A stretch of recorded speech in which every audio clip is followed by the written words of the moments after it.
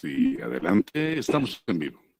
Muchas gracias. ¿Qué tal? Muy buenas tardes. Soy tu servidor y amigo Fernando Rangel Ramírez y me encanta recibirte en tu programa Las Voces de la Justicia, un programa de la Asociación Nacional de Magistrados de Circuito y Jueces de Distrito del Poder Judicial de la Federación, que transmitimos desde la plataforma digital y redes sociales de Radio Yus.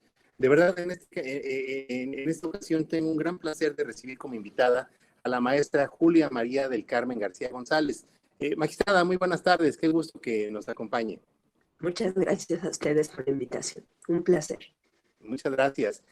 La magistrada, como es tradición, vamos a leer una muy breve síntesis curricular de la magistrada para después entrar en materia. El tema de hoy es retos en el Poder Judicial de la Federación a la perspectiva de género. La maestra Julia María del Carmen cursó la licenciatura en Derecho en la Universidad Autónoma del Estado de México. Es especialista en argumentación jurídica por la Universidad de Alicante, España, maestra en Derecho Constitucional y Derechos Humanos por la Universidad Panamericana. En la actividad docente ha sido ponente en múltiples congresos y seminarios y ha impartido conferencias, capacitaciones y sensibilizaciones, todas vinculadas con derecho constitucional, derechos humanos y con perspectiva de género. Ha impartido cátedra en la Universidad Autónoma del Estado de México, en el Instituto de la Judicatura Federal, ahora Escuela Federal de Formación Judicial, así como en otras instituciones de capacitación en el ámbito jurisdiccional. Ha sido objeto de diversos reconocimientos y entre ellos, en 2020 fue reconocida como una de las abogadas influyentes de México por la revista Foro Jurídico. Se ha desempeñado profesionalmente en el Tribunal de Justicia Administrativa en el Estado de México como oficial mayor del Poder Legislativo del Estado de México, en diversos tribunales colegiados especializados en materia administrativa y penal, y actualmente es magistrada del primer tribunal colegiado en materia administrativa del segundo circuito. Fue presidenta de la Asociación Mexicana de Juzgadoras, AC, y en la actualidad se desempeña también como directora nacional de Equidad de Género en la Asociación Nacional de Magistrados de Circuito y Jueces de Distrito del Poder Judicial de la Federación. Pues muy bien, magistrada. Retos en el Poder Judicial a la perspectiva de género. Hemos platicado de este tema en este espacio, pero de verdad que nunca terminamos de aprender porque todos nuestros invitados, invitadas, te aportan ideas y conceptos nuevos. En este sentido, magistrada, ¿en qué contexto histórico surge la perspectiva de género? Muy bien, muchas gracias. Bueno, desde luego, volver a reiterar el agradecimiento para estos espacios de difusión donde podemos de alguna manera tratar de evidenciar cuál es el compromiso que se tiene en estos rubros. Hablar del contexto histórico donde ha surgido la perspectiva de género nos remite necesariamente a hacer un recorrido histórico mínimo para percatarnos, para darnos cuenta de esas desigualdades históricas y estructurales. Nunca, y esto hay que enfatizarlo mucho, nunca es con el ánimo de revictimización o de decir pobres de nosotros como hemos sufrido, pero sí es con el propósito de evidenciar cuáles han sido esas condiciones que nos han generado estas abiertas desigualdades al interior de la sociedad.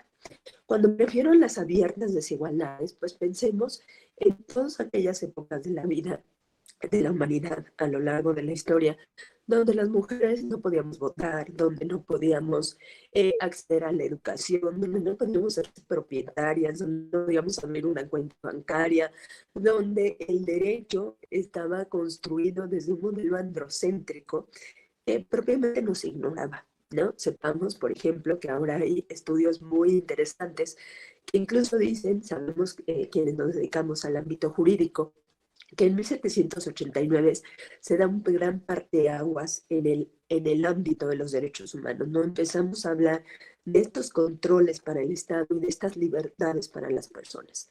Sin embargo, lo cierto o la realidad es que todos esos principios que guiaron esa lucha, en su oportunidad no nos incluyeron, ¿no? Hay quien dice que estos postulados de igualdad, lealtad, igualdad, libertad y fraternidad, pues en realidad estaban hechos para personas, varones, adultos, burgueses, heterosexuales, ¿no? Y a partir de ello, bueno, pues vamos a ver cómo múltiples grupos hemos sido excluidos de manera sistemática de lo que podemos llamar desarrollo, o por lo menos de todas esas medidas tanto desde el Estado como desde lo social, para verdaderamente alcanzar una igualdad. Y entonces, de repente, después de muchas luchas, yo les podría dar unas anécdotas maravillosas, solo por citar algunas, sepan que, bueno, no maravillosas por su contenido, sino para que veamos la magnitud del problema. Sepan, por ejemplo, que en la Edad Media, la Santa Inquisición, el 85% de las personas que mató en una hoguera éramos mujeres, ¿no? Con este tema de ahí las brujas que de repente se rebelaban contra estas prácticas tan violentas, estos patrones donde, bueno, pues no teníamos opción de decidir, de aprender absolutamente de nada. Entonces aquí el punto es, ¿cómo nos percatamos de que esas prácticas de hace milenios incluso, porque esta es una constante si leemos desde Aristóteles y llegamos a Schopenhauer, por ejemplo, ¿no? O sea, vamos a ver que han sido siglos y siglos de estas estigmatizaciones. Entonces, de repente surgen estas corrientes feministas que no son nuevas, sino que vienen, digamos, de una lucha de siglos, donde las mujeres habíamos sido silenciadas y nos percatamos de que la categoría de género nos ha ubicado en una situación desventajosa. Entonces, cuando nos percatamos de ello, cuando tenemos plena conciencia, bueno, pues buscamos impulsar mecanismos que sirvan para erradicar esas desigualdades estructurales e históricas. Así es como surge la perspectiva de género cuando reclamamos no solo una igualdad formal, sino una igualdad real y sustantiva. Es decir, que se reconozcan los múltiples obstáculos a los que cotidianamente nos seguimos enfrentando, pero que además, ¿no?, se tomen las medidas y se eliminen los obstáculos que garanticen que verdaderamente accedamos por igual a nuestros derechos y a nuestras libertades. Termina siendo entonces un tema de derechos humanos y de derechos y de libertades. Otro dato interesante es que las mujeres, y voy a incluir aquí a las personas de la diversidad sexual, no somos una minoría, ¿no? Generalmente las categorías sospechosas a que alude el artículo 1 constitucional se refieren un poco a grupos que tradicionalmente han estado en esa situación de desventaja o de desigualdad. Sin embargo, si damos un recorrido somero por esos grupos, pues vamos a ver que la gran mayoría están compuestos por minorías, salvo las mujeres. Las mujeres en este país somos poco más del 50% de la población. Y pese a ello, tenemos una situación de vulnerabilidad. Así es como empezamos a impulsar este tema de la perspectiva de género como ese compromiso político, ¿no?, tanto en lo individual como en lo colectivo, para evidenciar estas desigualdades y para pedir soluciones. Ok, muy interesante, amistad. Oiga, con estos antecedentes, ¿qué es y por qué es indispensable abordar ese concepto en la actualidad? Ya nos comentó usted cómo tradicionalmente han sido relegadas de alguna manera las compañeras mujeres, pero en la actualidad, ¿por qué es tan importante en este momento histórico? Me parece que para hablar de ello hay que tener en cuenta múltiples factores, porque fíjense que aquí confluyen, ¿no?, precisamente múltiples elementos que nos permiten hacer una reflexión que trata de ser un poco más profunda al respecto. ¿Por qué hay que hablar de eso? Porque tenemos niveles de violencia nunca antes vistos, ¿no?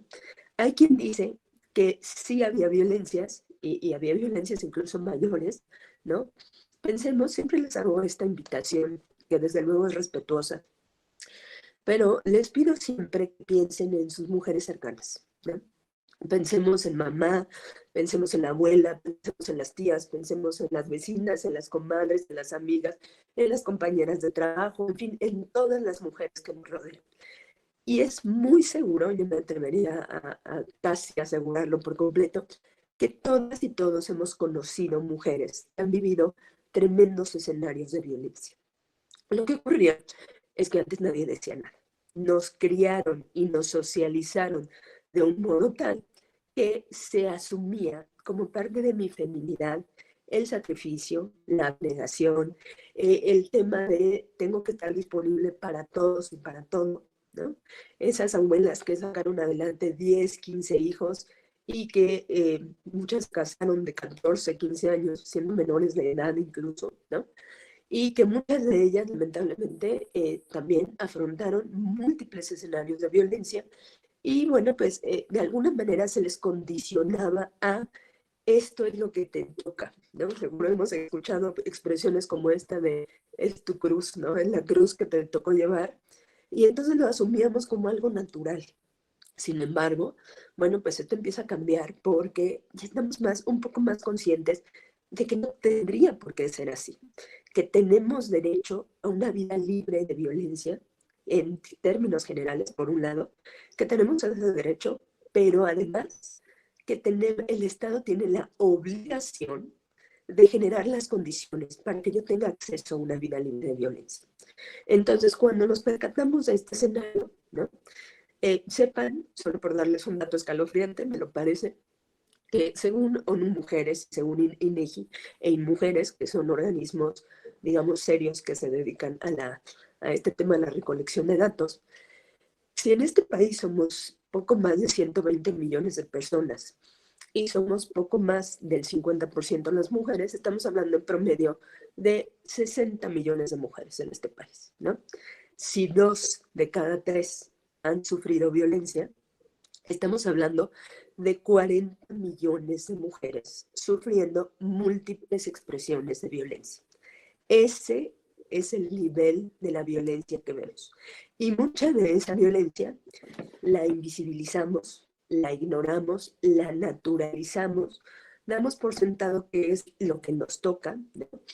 Y muy curiosamente, fíjense, este es otro buen tema para reflexionar, todos conocemos, o me atrevo a decir que la gran mayoría, algunas mujeres en esta situación, pero nadie conocemos agresores, ¿no? O sea, como si la agresión saliera de una generación espontánea y fuera solita.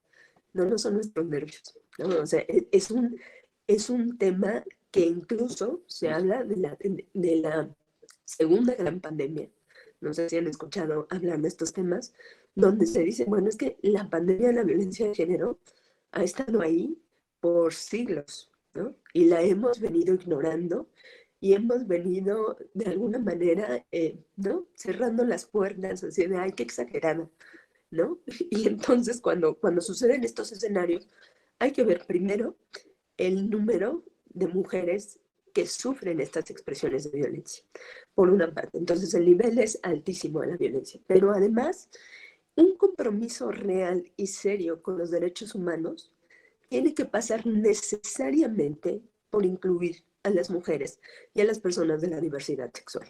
No se puede construir una sociedad democrática y participativa donde tengamos, digamos, la confluencia de los saberes, de las actividades de todas las personas, si no incluimos a las mujeres.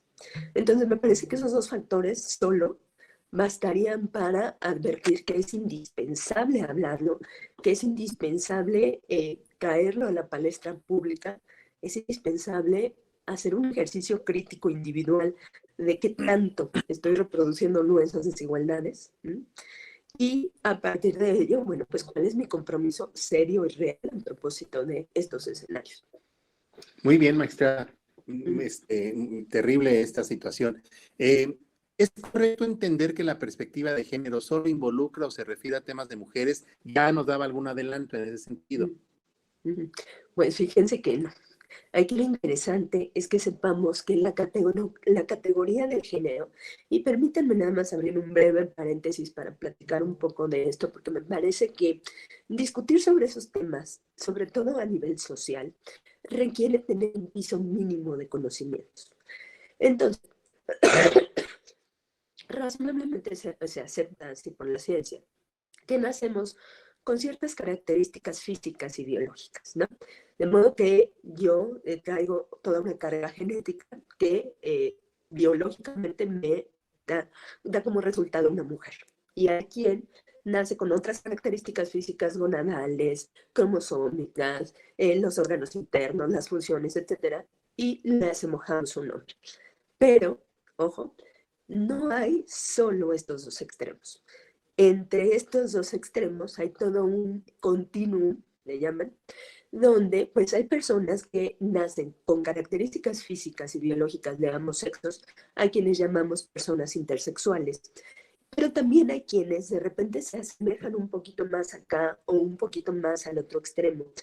O hay quienes no se asumen en esa concepción binaria del sexo, como si esas exclusivamente fueran las posibilidades.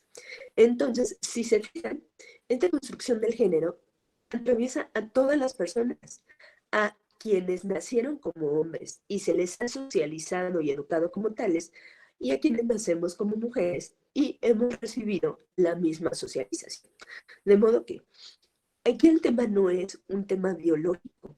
Yo no traigo un gen que me haga más independiente o que me haga más dependiente. No traigo un gen, por ejemplo, que me haga mejor para lavar la ropa o para plancharla o para cocinar, ¿no?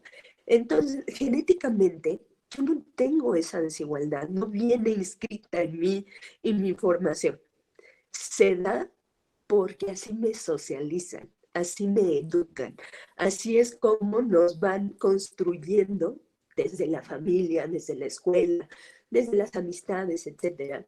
Y entonces ustedes pónganse a pensar, ¿no? Y esto es muy común para que lo ubiquen. Como a un niño pequeño le decimos que no llore porque parece vieja, ¿no? O le decimos vieja al último y todos nos echamos a correr.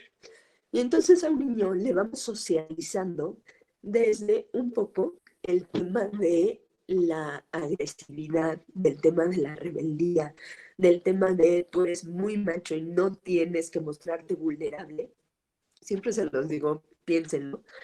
Seguro han visto a un hombre tratando de aguantarse las ganas de llorar, ¿no?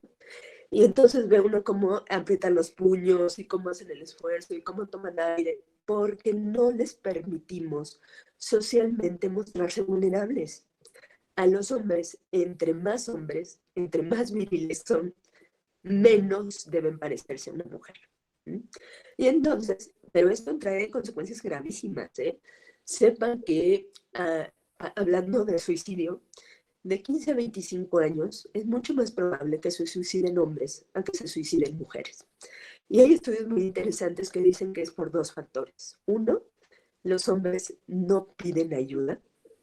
Y dos, los hombres no están acostumbrados a mostrarse vulnerables. Entonces yo voy con mi amiga y lloro toda la tarde y se me quita la pena, ¿no? Y se me olvidó, ya. De alguna manera eso me sirve de desahogo. Tengo una red de apoyo que me acompaña. Pero para un hombre es muy difícil. Les mutilamos esa parte de la emocionalidad, esa parte de la fragilidad, esa parte de mostrarse como alguien con sentimientos, etc. Mientras que a las mujeres las socializamos para otra cosa. A nosotras se nos socializa, y piensen en las niñas, ¿no? Tú calladita te ves más bonita, ¿no? Y tú sentadita y bien arregladita, y tú no hagas deportes bruscos, y tú date a respetar, ¿no? O sea, te tienes que dar a respetar como si el respeto no lo tuviéramos que ganar y no estuviera implícito en nuestras personas, ¿no? Les decimos a los hombres, mira, es que las tienes que cuidar porque tienes madre, hermanas, hijas, etcétera, cuando en realidad nos tendrían que respetar porque somos personas, por ejemplo, ¿no? Y entonces recibimos múltiples y muy variados mensajes todos los días, a toda hora, de cómo tenemos que ser, ¿no? Y entonces a mí me enseñan que tengo que agradar y que tengo que tener una figura que se ajuste a ciertos estándares de belleza. Y cuando no es así, bueno, pues pensemos en, por ejemplo, trastornos alimenticios, donde las chicas a cierta edad, bueno, prefieren matarse de hambre para ajustarse a de tanta presión social que reciben, ¿no? O sea, que si tengo canas, que si no, que si tengo arrugas, que si no, que si tengo celulitis, que si tengo estrías, etcétera, cuando son temas naturales, ¿no? Y cómo es que los mensajes que recibimos es, bueno, pues mi cuerpo debe cumplir con ciertos requisitos y mi imagen también, y etcétera. Entonces vean cómo nos van socializando de modo tal que el género nos impacta a todas las personas, ¿no? Desde cómo construimos lo masculino, hay quien lo denomina la masculinidad hegemónica, ¿no? Cómo ha sido esa masculinidad así de el puño y yo pongo la mano sobre la mesa y la azoto y ya di la última palabra. Seguro se acuerdan, bueno, quienes sean como de mi edad recordarán. ¿Se acuerdan, por ejemplo, de las películas de Pedro Infante cuando salía el papá, que era Cruz Treviño de la Garza, que tenía los bigotes así, se los hacía así, y que el señor era tremendo, era un canijo de marca, y no había quien retara su autoridad, ¿no? Entonces pensemos en cómo ese modelo, a lo mejor más leve o no, cómo lo hemos repetido toda la vida, ¿no? Cómo ha habido mujeres que tienen que pedir permiso para salir, cómo ha habido mujeres que no tuvieron posibilidad de estudiar porque no fue un tema de capacidades. Pensemos en la generación de las abuelas, era muy común que si no hubiera recursos, mandaran al hombre a la escuela, ¿no? Y a ti no, y no importaba si tuvieras o no capacidad, el punto es, él va a mantener a una familia, a ti te van a mantener. Entonces era visto hasta como una mala inversión que las mujeres fueran a la escuela, o sea, muy pocas, y vean los números, ¿no? Muy pocas tuvieron esa posibilidad de desarrollarse en espacios académicos. Les puedo citar, por ejemplo, el caso de Matilde Montoya, fue la primera médica en este país, y lo fue porque fue a ver a Porfirio Díaz. No la dejaban inscribirse en la UNAM porque el reglamento decía a los alumnos. Y cuando salió, tampoco la dejaban titularse por lo mismo. Entonces tuvo que ir a ver a Porfirio Díaz.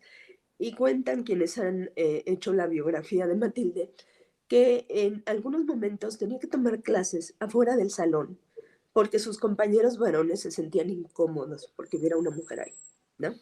Y eso, no crean que fue hace 5 siglos, eso fue a inicios del siglo pasado y de repente vemos a nivel mundial e incluso a nivel nacional que ciertas prácticas de estas se siguen repitiendo.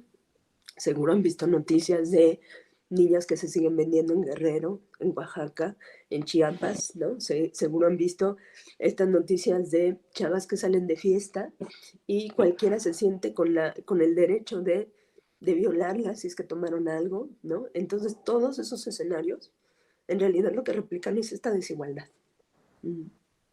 Qué terrible, ¿no? Porque realmente lo que nos está platicando ustedes de toda esta cultura a partir del sistema patriarcal, ¿no? Que hemos heredado y la asignación de actividades a partir del tema de sexo de cada persona, ¿no? ¿Por qué la perspectiva de género, magistrada, es un tema de derechos humanos y cómo se vincula precisamente con un tema de igualdad sustantiva frente a la igualdad formal? Pues justamente como les decía, ¿no? Hay que tener conciencia de, por un lado, cuánto no nos han permitido aportar.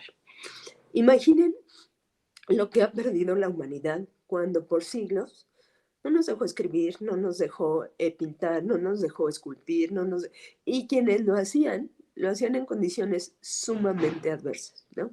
Pensemos en María Curie, pensemos en María Izquierdo, pensemos en esas mujeres emblemáticas que en su oportunidad tuvieron que enfrentarse a todo el sistema, a la familia, a la escuela, a los vecinos, las que pidieron el voto por primera vez en Inglaterra, si han visto la película de las sufragistas, más o menos sabrán de lo que hablo.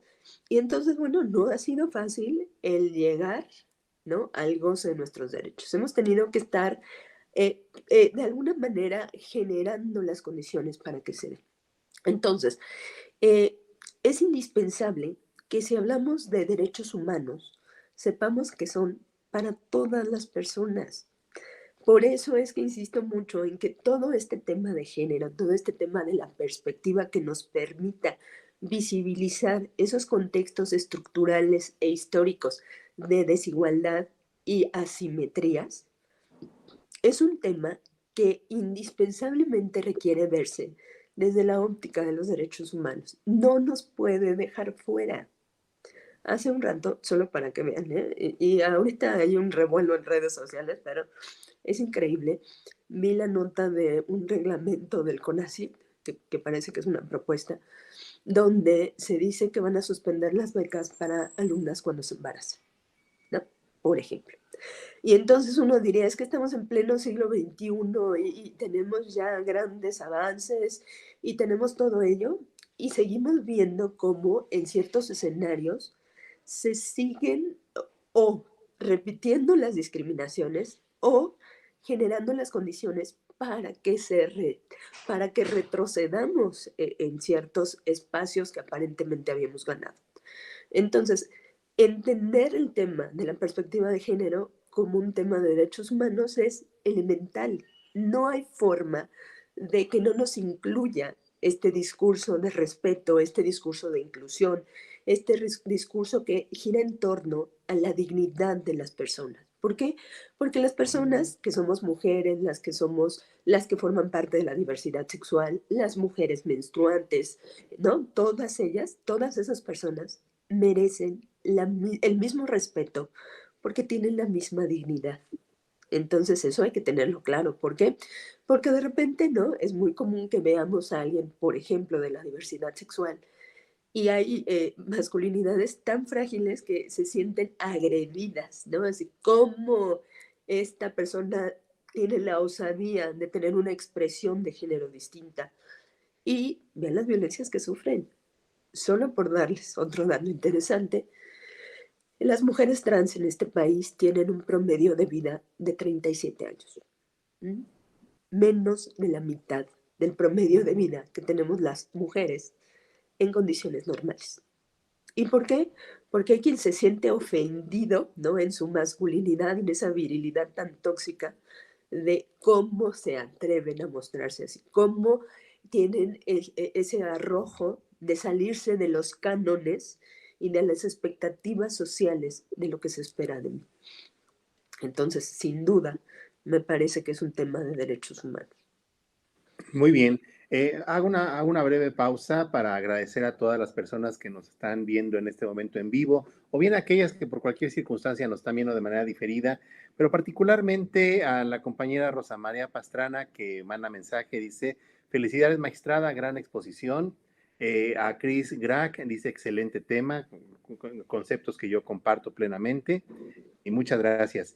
Pues seguimos adelante, magistrada. Oiga, con todo esto que usted nos comenta, el por qué es un tema verdaderamente de derechos humanos, ahora lo conectamos con otro aspecto al que nos dedicamos. ¿De dónde deriva la obligación de juzgar con perspectiva de género? Ay, no sé, Malo, ¿me puede repetir la No se pregunta? preocupe, no se Los preocupe, perros y no escuché una no se disculpa. preocupe. Estoy Dice, aquí. ¿de dónde deriva la obligación de... ¿Me pueden permitir No se caminar preocupe, por está en su aquí? casa, el perrito está en su casa. Por este par, porque si no, oiga, ladran y no me dejan escuchar. Ay, qué pena, ¿eh? Siempre procuro tenerlos afuera, pero esa razón. Y aquí están. Ya los van a sacar. No, Discúlpenme. no se preocupe, no se preocupe, los perritos están en su casa, entonces no se Ah, preocupe. sí. Pero luego se ¿De portan dónde medio deriva la mal. Pero obligación? bueno, ya van para afuera. ¿De dónde deriva la obligación de juzgar con perspectiva de género, magistrada? Fíjense que es una vinculación que deriva, y esto es muy importante que lo sepamos, porque hay quienes todavía piensan que esta es una ocurrencia de las últimas fechas. Deriva primero de un mandato constitucional, ¿no? Deriva, por ejemplo, de los artículos 1 y 4 de la Constitución, donde por un lado en el artículo 1 se reconoce todo este tema de los derechos humanos como propios de la dignidad de las personas conforme a los principios que los rigen, es decir, son universales, interdependientes, indivisibles, progresivos, etcétera. Pero también particularmente el artículo 4 constitucional señala que la mujer y el hombre seremos iguales ante la ley. Ahora, aquí hay que subrayar la palabra ante la ley, porque se supone que tendríamos que tener acceso a las mismas condiciones y a las mismas oportunidades. Sin embargo, en realidad esto no nos garantiza más que una igualdad formal, es decir, una que deriva de la norma y la norma dice que somos iguales, siempre lo ha dicho, ¿no? Entonces, verdaderamente eso me garantiza una igualdad real. Aquí hay que preguntarnos y advertir que no, ¿no? Entonces, no me basta, no me sirve solo este enunciado del cuarto constitucional, sino que requiero que quienes hagan leyes, que quienes hagan políticas públicas, que quienes juzgamos, ¿no? tomemos las medidas necesarias para que estos desequilibrios históricos, estructurales, asimétricos, tratemos de ponerles remedio. Entonces, es un tema de igualdad sustantiva, desde luego.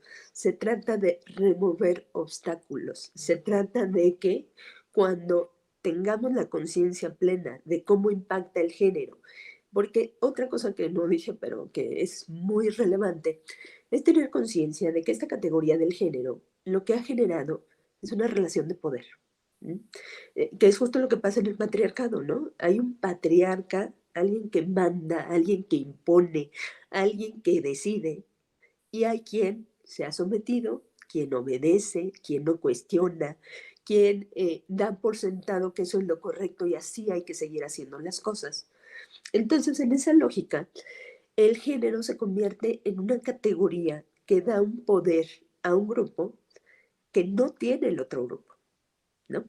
Entonces, una vez que tengamos conciencia de que es una categoría que genera poder, vamos a, y así lo dice CEDAW. CEDAW es una convención a nivel mundial que habla precisamente de erradicar todas las formas de discriminación contra las mujeres. Y entonces fíjense que nuestro país ha suscrito CEDAW desde hace ya 30 años más o menos, y seguimos rindiendo informes periódicos a CEDAW de cómo vamos avanzando. Y pues resulta que los avances, con todo respeto, parecen ser mínimos, ¿no? O sea, ¿cómo es que porque, ojo, los reclamos de hace 30 años siguen siendo los reclamos de ahora? La violencia política de género, ¿no? Cuando contendemos por los espacios públicos, el tema de que me ignoren, me invisibilicen, por ejemplo, este tema de la paridad constitucional, que ya está a nivel constitucional. Bueno, no saben qué resistencias al interior de los órganos públicos hacen todo lo necesario para no cumplir, ¿no? Y como se las sacan con este tema de son normas imperfectas porque no generan consecuencias, pues entonces, ¿no? Seguimos viendo que los espacios, por ejemplo, de toma de decisiones, es muy común que sigan llegando en su mayoría varones. El Poder Judicial Federal, honrosamente, ¿no? Ha sido como un espacio excepcional porque se han tomado medidas sin precedentes que desde luego complementan otras que ya habíamos venido impulsando desde hace años. Y entonces, bueno, ya vimos exámenes solo para mujeres. Y aquí quiero hacer la aclaración porque hay una idea errónea de que esos exámenes nos los regalan, ¿no? O que son más fáciles, o que, bueno, pues te están dando los lugares porque, pues, pobres de ustedes no pueden, solo para que tengan el dato. Eso lo dijo el ministro presidente cuando salió el primer concurso de juezas.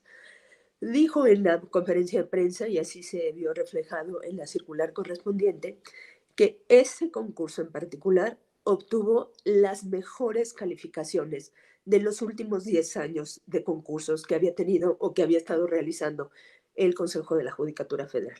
De modo que nunca ha sido un tema de capacidades, es un tema de cómo estructuro las condiciones necesarias para que tú puedas conciliar una vida personal con una vida laboral, de modo que no tengas que sacrificar una u otro, ¿no? Generalmente las mujeres, y acaban de sacar una ejecutoria de la Corte buenísima al respecto, justo es el caso de una jueza de distrito, y entonces un tribunal del primer circuito dijo que pues no podía conciliar el tema de su maternidad con el trabajo, y dijo que la niña tenía que quedarse con el papá. La corte trajo el asunto y precisamente lo que dijo es que no puede seguir repitiendo estos estereotipos de o me dedico a lo laboral o me dedico a la maternidad, como si no pudiera yo hacer el esfuerzo por sacar a ambos adelante. Cuesta mucho trabajo, sí, pero se puede, ¿no? Con una red de apoyo, con todo lo que desde las instituciones se tienen que hacer, guarderías, espacios de cuidado para niños y niñas, espacios de cuidado para adultos mayores, para las personas adultas mayores. ¿Saben quiénes cuidamos? Las mujeres, ¿no? En más del 90%, quienes acompañamos en esos procesos de enfermedad, de tratamientos, etcétera, somos las mujeres. Entonces, si a mí me generas todas las condiciones adecuadas, pues entonces yo voy a mostrar que tengo las capacidades suficientes. Entonces, por eso les digo, de repente escucha uno todavía una de esos comentarios así de como que no saben en realidad cuál es la esencia de estas medidas, porque precisamente lo que se trata es, mira, hay un estudio de la ONU, creo, ONU Mujeres, que dice que si seguimos este ritmo vamos a tardar como 100 años en alcanzar la igualdad, ¿no? O sea, de verdad es que van a ser generaciones y no lo vamos a ver. De modo que se exige que los países, que los entes públicos hagan un compromiso real, ¿no? Y un compromiso real es, aquí están mis acciones afirmativas, aquí están mis resultados. Yo por lo pronto les puedo platicar, así, digamos, de mis amigas cercanas. Yo sí he escuchado, por ejemplo, que ellas son objeto de comentarios como, es que el Estado no está preparado para una presidenta mujer, ¿no? Y entonces es así de, ¿cómo? ¿Por qué no? ¿No? O sea, sigue habiendo ese tema de no vamos a soltar esto. Y ya incluso sepan que hay otra propuesta ya para reformar nuevamente el texto constitucional para que las presidencias de los órganos sean alternadas, porque si no, no los van a soltar, por ejemplo, ¿no? Entonces, todo esto que nos revela que es indispensable seguirlo visibilizando, seguir generando estos espacios de discusión, de difusión, de, bueno, pues, ¿qué opinas, no? Que las personas, en este caso los hombres, bueno, pues tomen conciencia de todos esos privilegios, porque se habla de los privilegios de la masculinidad y permítanme adelantar un poco que en Joven Género vamos a empezar a trabajar con estos temas. Nos parece que los temas del feminismo no excluyen a ninguna persona, tienen que ser incluyentes. Y entonces, bueno, pues, ¿qué requerimos? Masculinidades alternativas, que estén conscientes de cómo han sido criados con ciertos privilegios, que los cuestionen, que no los repitan y que a partir de ello, bueno, pues que tengan una visión distinta que va a impactar en dos grandes espacios. Uno, la relación con el personal.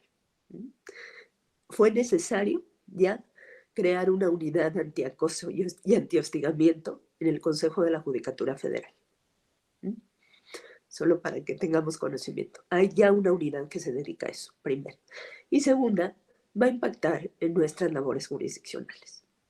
Entonces, retomando esto, este deber de juzgar con perspectiva de género deriva tanto de la Constitución como de todos esos instrumentos internacionales donde nos hemos comprometido a remover todas esas barreras, todos esos obstáculos para que las mujeres accedamos a la justicia del Estado sin cargas estereotipadas que nos dejan fuera. Muy bien, magistrada. Antes de continuar, leo algunos mensajes de nuestra audiencia. Nos dice la compañera Renata Bravo García, excelente tema. Chris Grack nos dice, magnífica ponente, excelente disertación, sumamente enriquecedora. También tenemos más mensajes. Nos dice Yolanda Venegas, saludos desde Ciudad Juárez, Chihuahua, muy buen programa, muchas gracias. Mari Carmen Vilchis, muy bien por la asociación y sus programas en pro de la mujer. Felicidades, muchas gracias. Gerardo Ramírez, felicidades y saludos desde Tijuana, Baja California. Joel Estrada, aún falta mucho por lograr una completa equidad, felicitaciones por los temas. Virginia Romero, la invitada toca un tema que abarca las situaciones que enfrentamos las mujeres en la cuestión laboral en general. La felicito. Pues muchas gracias a todos ustedes. Muchas gracias, magistrada. Pues seguimos entonces. Desde su experiencia, magistrada, ¿cree que la perspectiva de género ha permeado en todos los espacios del quehacer jurisdiccional? No, definitivamente no. Ese es el gran reto. ¿Por qué? Porque primero, quienes juzgamos, tendríamos que tener la empatía y la conciencia de cómo se ha perpetuado la desigualdad, ¿no? Si yo no soy capaz de advertir esa desigualdad, en automático no voy a aplicar la perspectiva de género. El primer paso de la metodología, fíjense, son 6 pasos. El primero es detectar las asimetrías, las relaciones desiguales, las relaciones discriminatorias. Y entonces, si no tengo digamos, si no me he apropiado del tema, si no lo he hecho mío, si no me lo he cuestionado desde lo personal, muy difícilmente eso va a reflejarse en mi trabajo cotidiano. Y lo seguimos viendo. Hace poco nos preguntábamos cuántos asuntos de los millones, porque resolvemos millones de asuntos en el Poder Judicial Federal, cuántos les gustan que se resuelvan con perspectiva de género. El número es, bueno, me atrevería a decir que parece que no hay como datos así muy definidos para identificarlo, pero es un número mínimo. Somos la mitad de la población en este país. Cada vez se judicializan y se van a los ámbitos litigiosos los problemas que nos pasan, ¿no? Y entonces, bueno, ¿cuál es la respuesta del ámbito jurisdiccional? Pues generalmente es una respuesta donde no hay conciencia plena de estas problemáticas, ¿no? Yo tengo la oportunidad de repente platicar con amigas que también están muy comprometidas con estos temas y nos sorprende, ¿no? Que algunos compañeros o compañeras, porque ojo, estas prácticas sexistas no solo provienen de los hombres. Muchas veces las mujeres también las replicamos, estas prácticas. ¿Por qué? Porque no hemos tenido otro modelo de éxito. Porque parecería que para que yo sea exitosa y destaque en un ámbito laboral, tengo que masculinizarlo, pero masculinizarlo, digamos, por decirlo muy coloquial, en mal plan, ¿no? O sea, una relación totalmente vertical, totalmente donde no hacemos equipo, donde aquí yo mando y yo decido, ¿no? Y bueno, pues sabemos quienes tratamos de trabajar en equipo y tratamos de distribuir cargas y tratamos de generar condiciones para que todas y todos puedan de manera muy óptima llevar a cabo sus funciones y se puede, ¿no? Entonces, estas prácticas, ya les decía yo, pues son muy comunes. Yo les invitaría, les puedo hablar de muchos casos interesantísimos, ¿no? De cómo es que este caso se hubiera podido resolver distinto con perspectiva de género, solo para que tengan, ¿no?, una idea. Incluso es un caso que presenta la magistrada Lilia Múnica en su libro de reflexiones de una juzgadora. Es una mujer maya que un día llega el marido, ella está preparando la comida, llegan a comer, el marido le empieza a agredir, como siempre, ¿no? Y entonces ella se harta, coge un cuchillo y lo mata. Si nos quedáramos con eso, diría, había quien proponía y decía, bueno, es que ella actuó con ventaja, porque ella tenía un arma que él no tenía, ¿no? Pero de repente le empiezas a rascar un poquito y resulta que era una mujer que sufría terribles violencias cotidianas. O sea, era un día me pega y el otro también, y un día me viola sexualmente y el otro también, y ya lo empiezo a hacer con mis hijas, y no me da dinero para la comida, y no me deja salir a trabajar. Entonces, vean cuánta asimetría. Y justo ese día ella dice, ya basta, ¿no? Entonces, si juzgáramos este hecho aislado, podríamos tal vez decir, no, bueno, ella actuó con esa agravante de la ventaja, pero sí sabemos todo lo que pasó alrededor, podríamos juzgarla con perspectiva de género. ¿Mm? Y entonces a lo mejor, ¿no?, llegar a otro resultado, llegar a otra consecuencia. ¿Por qué? Porque justo se trata de eso, de que primera, advierta yo la simetría o el trato inequitativo, desigual, discriminatorio. Segunda, que juzgue los hechos sin estereotipos. Tercera, que me allegue de pruebas si es que me hacen falta, ¿no? Por ejemplo, si en este caso yo detectara que hay algo que me está diciendo esta mujer estaba sufriendo terrible violencia, yo podría en ese momento o concederle un amparo si estoy en el ámbito constitucional o ordenar reponer un procedimiento si estuviera yo en una segunda instancia o si estuviera en una primera instancia, yo podría requerir pruebas. La jurisprudencia me lo permite. Y entonces ahora, perdón, ahora sí, ya con todas las pruebas, bueno, vamos a juzgar a esta mujer con todo su contexto y razonablemente podríamos llegar a una conclusión distinta. ¿Vean cómo? Entonces, bueno, y entonces ya, ¿no? Vamos 4 pasos Y después cuestiono la neutralidad del derecho aplicable, porque ya les decía yo, frente a la norma aparentemente somos iguales, pero a veces desde la norma no. Las propias normas nos excluyen ya como viene. Entonces hay que hacer ese ejercicio para cuestionar su neutralidad. Finalmente hay que tomar en cuenta los derechos de la niñez y por último hay que evitar el lenguaje sexista y tratar de fomentar el lenguaje incluyente. Aquí permítanme anunciar que en JUFE Género vamos a trabajar también este año por lanzar un manual de lenguaje incluyente para funciones jurisdiccionales, ¿no? Es indispensable que sepamos, me parece interesantísimo, sepan que el lenguaje tiene un uso performativo. ¿Esto qué significa? Que el lenguaje puede transformar realidades, ¿no? Y entonces preguntémonos, bueno, es que ¿por qué antes no había arquitectas, no había ingenieras, no había médicas, no había peritas? ¿O no hablábamos de ellas? Pues porque no existían, ¿no? Hay una realidad que requiere ser nombrada, que amerita ser visible, que amerita entonces, ¿no? Traernos a este ámbito público, aquí estoy, aquí soy, y a partir de eso, bueno, pues entonces, ¿cómo quiero que la sociedad me reconozca? Entonces, el tema del lenguaje incluyente también es interesantísimo. Y bueno, pues entonces ya para cerrar, porque siempre tengo como mucha información, ha permeado, no como nos gustaría. Empezamos a ver, me parece que sí algunos avances, no todos los que quisiéramos. Sigue habiendo muchas mujeres que son juzgadas sin perspectiva de género. Sepan, por ejemplo, que la mayoría de las mujeres que están en las cárceles lo están no porque tuvieran dominio directo de los hechos delictuosos, sino porque actuaron, porque la pareja les dijo, porque las obligó a, me tienes que traer droga, porque voy a mandar a hacerle un daño a tu niño, etcétera, etcétera, ¿no? Entonces, todos esos reproches penales, incluso, bueno, pues tendrían que ser entendidos desde su justa perspectiva, si había o no elementos para tratar de remediar un poco esa desigualdad.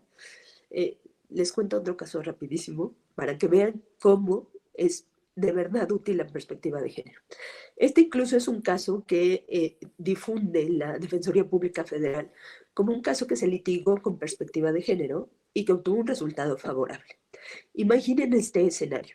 Es una mujer que tiene 23 años, que tiene una relación con un hombre de 44. Ella está embarazada de 7 meses, pero la Defensora Pública Federal probó que ella vivía con él desde los 15 años, ¿no? O sea, que tenía una educación a nivel primaria, que además, bueno, pues dependía económicamente por completo de él, y a ambos les acusan por el delito en materia de hidrocarburos, porque llevaban una pipa, al parecer, de huachicol, que le llaman, y entonces el juez en un primer momento les vincula a ambos, ¿no? A ese proceso penal. Cuando se recurre por parte de ella, justo la asesora lo que dice es que esta mujer no tenía dominio alguno de este hecho delictivo. Lo único que hizo es obedecer como lo ha hecho siempre, ¿no? Porque, y empezó a explicar todo esto, dice, yo traje testimonios de personas que decían, sí, él le decía blanco y era blanco, ¿no? Y él le decía, y te subes y se subía, y te bajas y se bajaba, ¿no? Y ese día, porque incluso fueron sus primeras declaraciones en ese sentido, él le marca y le dice, vas a estar en tal esquina y ahorita vamos a pasar por ti, y tú te subes, ¿no? Entonces ella se sube, van y pasan por un retén, los detienen porque no pueden acreditar el origen de esta sustancia. Y el juez en una primera instancia dijo que ella sí sabía por el olor, ¿no? Dijo, es que ella, claro que debió haber percibido el olor de la sustancia, que no era agua, y por eso sí sabía. Y la vincula a proceso. Pero, en segunda instancia, cuando recurren esa determinación, el magistrado del unitario lo que dice es, esta mujer no tenía ninguna posibilidad de decidir por ella misma en relación con este hecho. No podía interrumpirlo, no estaba en su dominio, etcétera, ¿no? Porque me probaron esto y esto y esto y esto y esto. Entonces vean cómo con las mismas pruebas ¿no? Porque finalmente el juez de primera instancia tenía las mismas pruebas que la segunda instancia. ¿Cómo con las mismas pruebas, con esta visión y con esta empatía, podemos llegar a resultados tan distintos? ¿Mm? Entonces, para eso sirve la perspectiva de género. Me gusta porque ya empezamos a ver sentencias así muy de avanzada, no todas las que quisiéramos, ¿no? Pero bueno, pues vamos a seguir trabajando para que esto poco a poco vaya transformándose para bien. Porque, ojo, otra cosa también muy relevante, no quiere decir la perspectiva de género que siempre nos den la razón a las mujeres. No se trata de eso, ¿eh? Tampoco estoy diciendo las mujeres somos unas santas y nunca cometemos delitos y nunca defraudamos a nadie, nunca golpeamos. No, o sea, no es nuestra santidad a toda costa. Es un tema de cuando detectes estas asimetrías, trata de equilibrarlas, trata de cerrar esa brecha, trata de poner el piso más parejo para que nos defendamos. No sé si me explico. Claro, no, sí, por supuesto, muy, muy interesante todo lo que comenta Maestrada. Dice la compañera Jacqueline de Montaño, felicidades Maestrada, magnífica ponencia. Aún en el Poder Judicial de la Ciudad de México, los cargos de juez en su mayoría lo ocupan los hombres.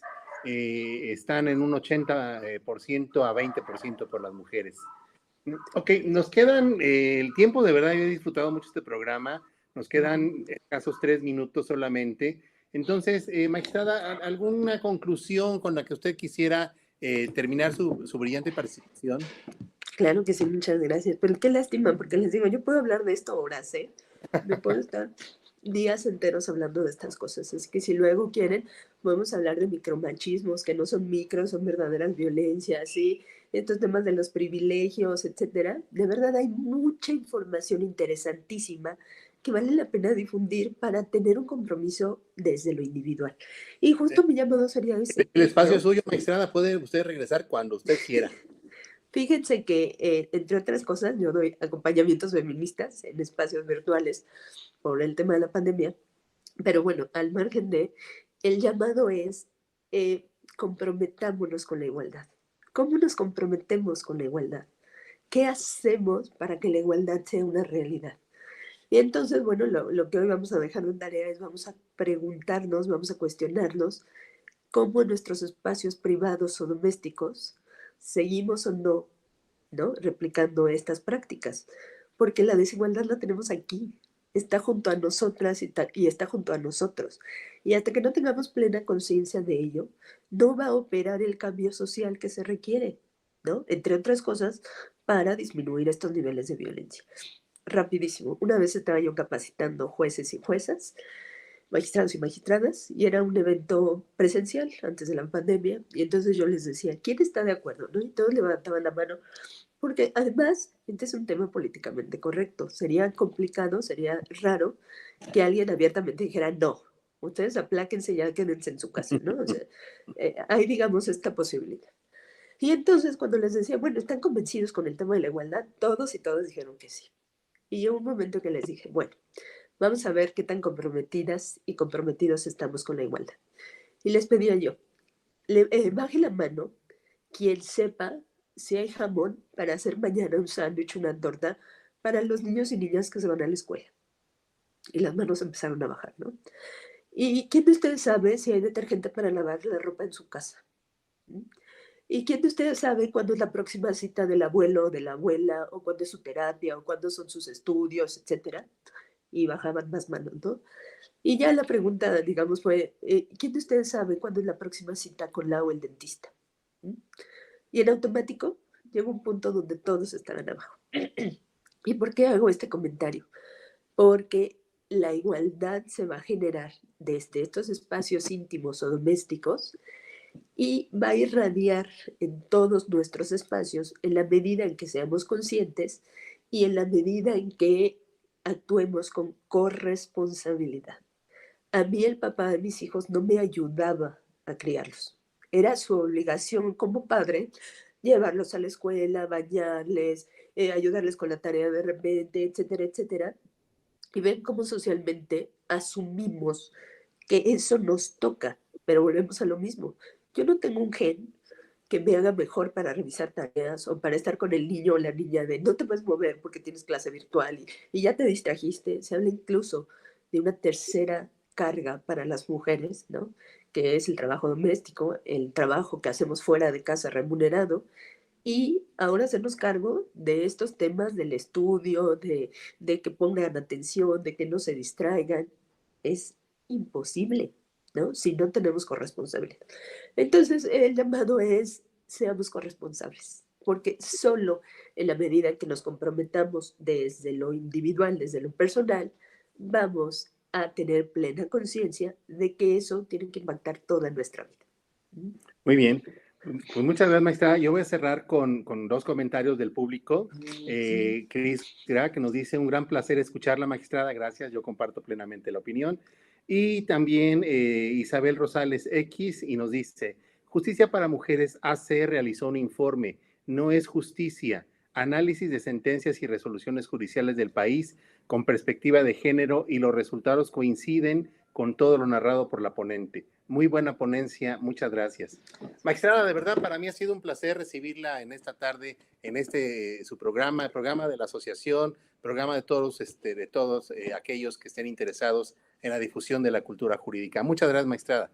Gracias a ustedes, que tengan buena tarde. Y sabe que, le reitero, este es su espacio, cuando usted quiera regresar, hay que gestionar con el magistrado Daniel Sánchez Montalvo la agenda. Gracias. Y con todo gusto, magistrada, yo estaré encantado de recibirla nuevamente por aquí. Muchas gracias. Y muchas gracias a todos ustedes que semana a semana hacen posible este gran proyecto de las voces de la justicia. Yo soy tu servidor y amigo Fernando Ramírez y recuerden que la justicia la construimos todos. Nos vemos el próximo miércoles. Muchas gracias. Hasta luego. Gracias, magistrada. Hasta luego. Gracias.